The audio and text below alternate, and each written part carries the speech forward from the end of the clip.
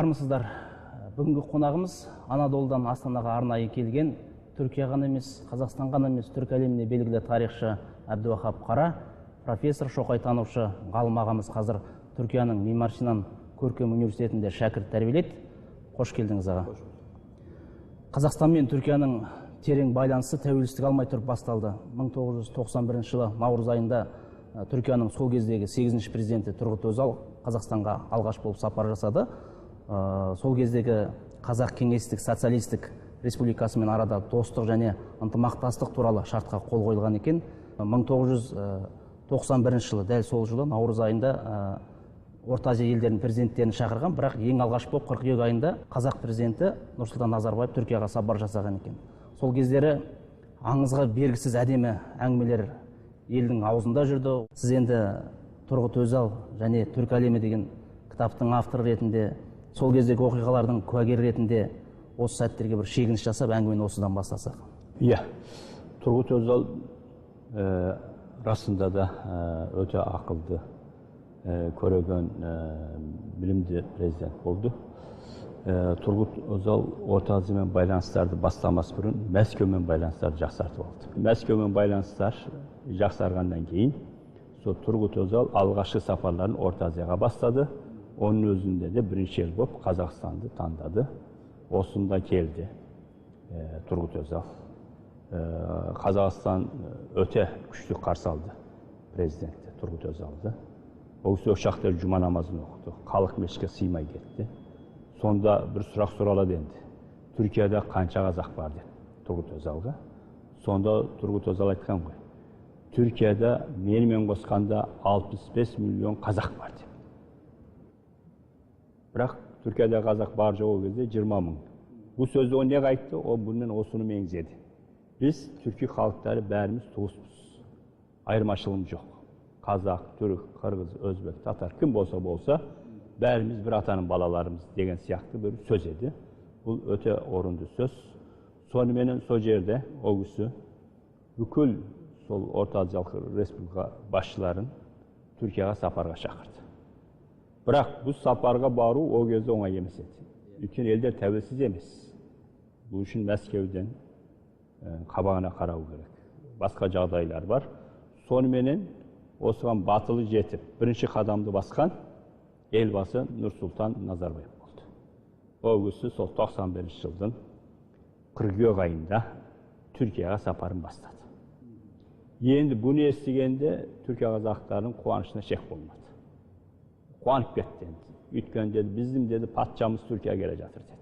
Атқамінер азаматтар, қоғам басшылары, біз Истанбулға дейін оны күтіп дегбіріміз таусылады. Біз бір күн бұрын барып Анкарадан да қарсы аламыз деп, сол бір минибус 3-4 жеңіл машина бір 20 шақты адам неге кетеді. Бір күн бұрын Анкараға барады. Анкараға барып, Анкара аэропортының алдында күтеді енді елбасы келе жатыр деп. Сол кезде Тұрғұт Өзалдың шофері жүгіріп кетті. Сіздер қазақсыздар ма? Не қазақпыз? Сіздер не бар ма деп, қазақтың ән-күйлері болған кассеталар. Ол кезде міне 4-5 кассеталар бар, бұл дискілер недер жоқ. Бар деп, не қыласыз? Мен Тұрғұт Өзалдың шоферімін. Ол кісі жіберді. Протоколды бұзады. Әр президент жеке машинаға емес, Тұрғұт Өзал қасына алып, екеуі бір машинада саяхат жасайды қалаға. Сол кезде қазақтың ән-күйін қоймақшы. Сіздерде болса кассетаңызды беріңіз, кейін қайтарам дейді. Сонымен 3-4 жігіт жүгіріп барып, машинадан 3-4 кассет әкеп, шоферге береді.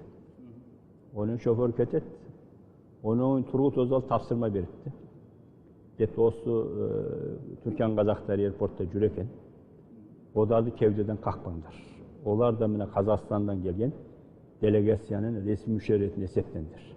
Парламенттегі жиналысқа, мен беретін қонағасына кеп жатса, олар да кірсін, келсін, отырсын дейді. Сонымен кешкісін біздің жігіттер президенттің Тұрғұт Өзалдың елбасының құрметіне берген қонағасына қатысады.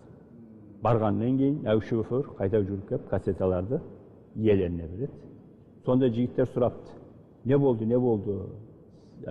Қазақ жәнінде қойдыңыздар ма? Я, депті. Сол аэропортқа бардық.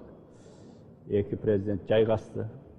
жайгашкандан кийин Тургут Өзал мага ым какты. Ым каккандан кийин мен казактын жакшы билени коюп жибердим дейт.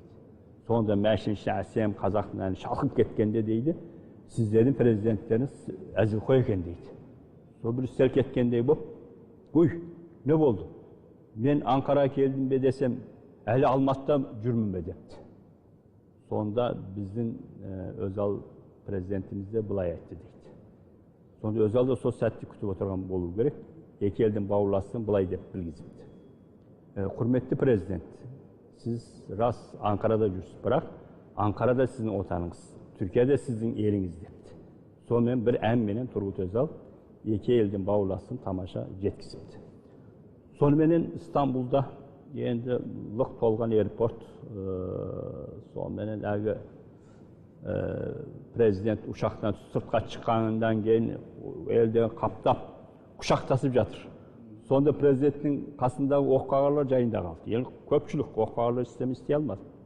Құшақтап, көрісіп, қуанышында шек болмады. Ататүрк аэропорт дейміз ғой, İstanbul'дағы. Соған енді халық сыймай кетті. Бала чаға демей, үлкен кісі, кәрі, жас демей, осы жүретін шамасы болған кім болса, сол барлығы аэропортқа қалды. Аэропорт толып кетті, ешкім қалған жоқ. Аэропорт қазақпен толып кетті. Сонымен енді бірінші түркін патшамыз келе жатырып, екі үлкен ақсарбас қошқарды дайындады енді. Патшамыздың құрметіне бұны біз шаламыз деп. Сонда милиция қызметкерлері жүріп келді. Мыналарыңыз не? Бұл қошқар не бұл? Әуежай қалып бардыңыздар? Әуежайдың өзіне. Бұл бұрын соны болмаған уақиға екен. Не қыласыз бұны? Осылай жоқ болмайды. Бұл жаққа сіздер ақсарбас ұстай алмайсыз, болмайды. Бұқсат жоқ. Олар бұл болама, біз осылай қаншама жыл сағынышпен күткен. Елбасымыз келе жатыр, президентimiz келе жатыр деп Turgut Özal'ın қонағы деп сүткенден кейін әгістер деп ондай болса болды деп. Тек сіздерге ғана ұқсат деп. Сол тарихта бірінші рет, және соңғы рет қазақтар аэропортта, алаңда елбасы үшін. Ататүрк әуежайында. Бұл енді бұрын соңды болмаған уақиға екен. Жаңа өзіңіз әңгімеңіздің арасында айттыңыз, елбасыға, президентке Стамбул сапарында бір ағамыз дүниежүзілік қазақтардың басын қосу керек, жиын өткізу керек деп ұсыныс тастаған екен. Ол бір жылдан кейін тура жүзеге асты ғой құрылтай.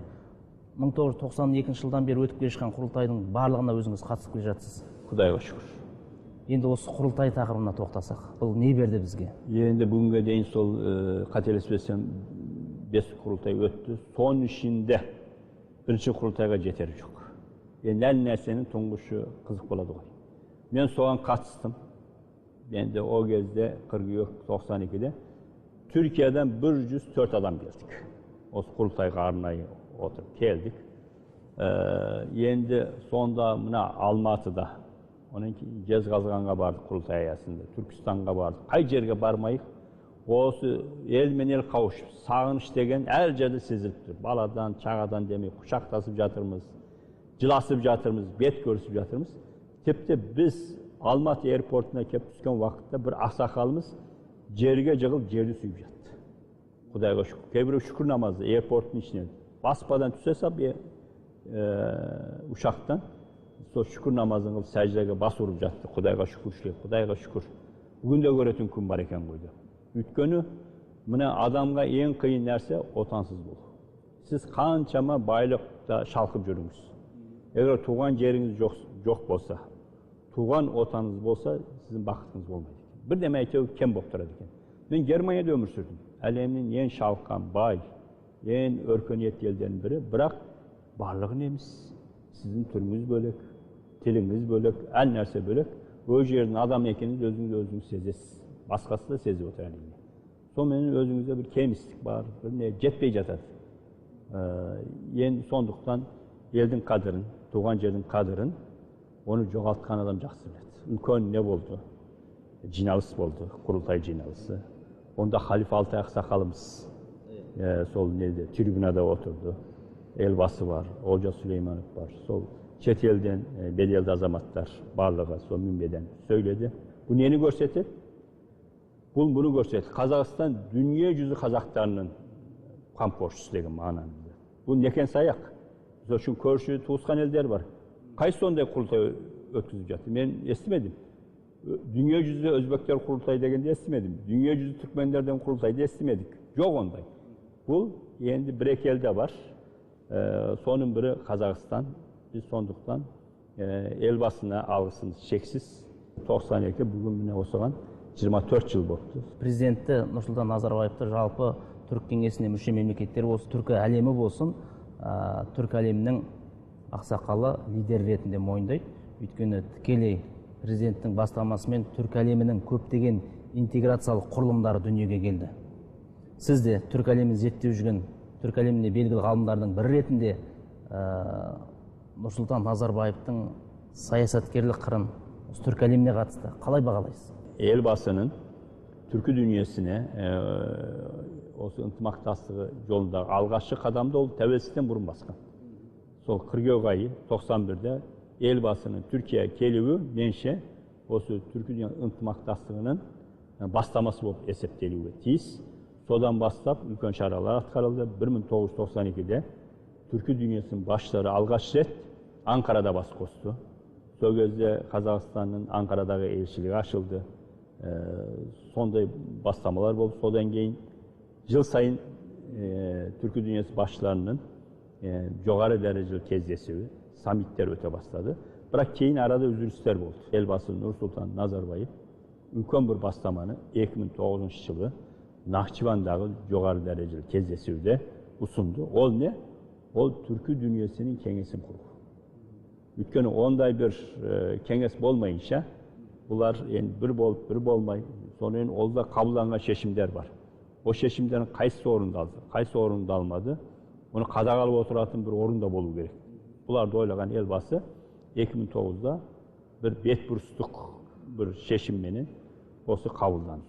2009-10-дан бастап 2016-ға дейінгі бүкіл жоғары дәрежелі кездесулерде осы орын реттейді, ұйымдастырады.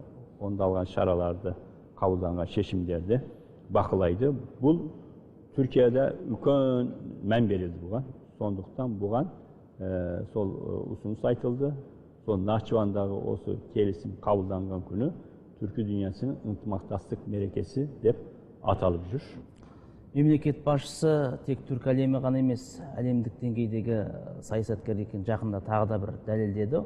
Оның жарқын мысалы, мына екі алып ел бауырлас Түркия мен солтүстік көршіміз Ресей арасында ұшақтан болып ушыққан байланысты қайтадан қалпына келтіріп, арада қатып қалған, томбоп қатып қалған мұзды жібітіп, үлкен бір қадам жасады. Осы туралы ойыңызды айтсаңыз. Өте дұрыс айтасыз. Мен бұл вақиғалардың бел ортасындамын енді. Түркияда отырмын енді. Сол ұшақ 24 қараша 2015-ci atılıb düşüldü. Сол сәттен бастап жақсы келе жатқан Türk-Ресей байланыстары үзіліп қалды. Сонымен екі ел бір керістікке ұрынды. Bir gündən кейін 25 қараша 2015-те Twitter'dan осына бір хат жіберіппін. Екі елдің дағдарысын шешетін бірден бір тұлға Нұрсұлтан Назарбаев. Recep Tayyip Erdoğan da Türk dünyasının ақсақалы ретінде елбасыны көп сыйлайды. Енді Putin Mırza da елбасыны көп сыйлайтын газет журналдарын оқып біліп отырмыз. Сондықтан елбасы екеуіне де осы туралы өзінің ақыл кеңесін айта білетін бірден бір тұлға.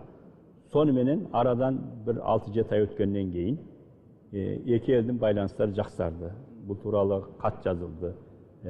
Erdoğan barıp sol Petersburg'da Putin'in кездесті. Екі елдің байланыстары жақсы қалпына келіп отыр. Son mezette Türkiye'nin belgili gazetinin, Hürriyet gazetinin үлкен мақала çıktı. Осы екі елдің байланыстары қалай жақсарды деген мақсат үлкен мақала. Сонда елбасының рөліне баса назар аударылды. Bunu қалай реттеді, қалай болды, қандай жанкештілікпен қызмет атқарды. Тіпті бұл Ташкентте өтіп жатқан Şangay uyumunun samitinde sol elbası Erdoğan'ın katını жеткізіп, сол жерде Putin менен татулыққа дәнекер болғаны ашық түрде жазылды. Кейінде Türkiye президенті Recep Tayyip Erdoğan elbasыға осы арайдағы жанкештігіне алғысын айтты. Одан кейін Putin де elbasыға алғысын айтты. Бұлар біздің төбемізді көкке жеткізді. Өйткені біз Түркияда өмір сүреміз. Қазір Түркияда зиялы қауым арасында, саясаткерлер арасында елбасының беделі өте жоғары тұр. Енді Түркияға, Анадолға, Стамбулға табан тіреген қазақтардың бірінші іздейтін Әбдіуақап Қара. Сіздің үйден талай дәм татып, шай ішпеген қазақ кемде кем шығар. Жалғыз өзіңіз қазір мынау қазақты таныту жұмысымен айналысып отыр десек, артық айтқандық болмас. Жуырда ғана мынау қазақ хандығының 550 жылдығына байланысты қазақтың біртуар жазушы Ілияс Есенберлиннің көшпенділер еңбегін өзіңіз басшы болып аударып, түрік тіліне алғаш рет таныттыңыз. Алдағы уақытта Абай жолын аудармақ ниетіңіз бар, сапалы тұрғыдан. Бұрында аударылған, бірақ сапасыз болып кетті деген әңгімелер болды. Жалпы тәуелсіздіктің 25 жылында біз өзімізді әлемге, түрік бауырларға қаншалықты, қай деңгейде таныталдық, олар бізді қай деңгейде қаншалықты тани алды? Біз бауырлас елдердің өз-өздерін шынайы тануы жөнінде көптен қызмет атқаруымыз керек. Жаңа сіз айтып отырсыз, көшпенділер. Әлемнің 20 қанша тіліне аударылыпты? Енді 60-70 жылдар жарық көрген кітап бұл, 50 жылда. Әлемнің қанша тіліне аударылыпты? 50 жылдан кейін жаңа ғана біздің бастамамызбен Түркияда аударылып отыр. Мүмкін мен сол бастаманы бастамасам, әлі де аударылмайтын жағдай бар. Демек, бұл салада көптеген жұмыстар жасауымыз керек. Қазақтың әдебиетін, экономикалық өзінің мүмкіншіліктерін, барлығын біз Түркияда көбірек насихаттап, осы орайда құнды кітаптарды, мақалаларды біз түрік тілінде о жақта беріп отыруымыз керек. Енді Құдайға шүкір, жаңа да айтып өттім. Елбасының беделі, Қазақстанның беделі басқа елдерге қарағанда Түркияда басым. Түріктер өте жақсы көреді, қазақтар өте көп сыйлайды. Бірақ одан басқа не бар?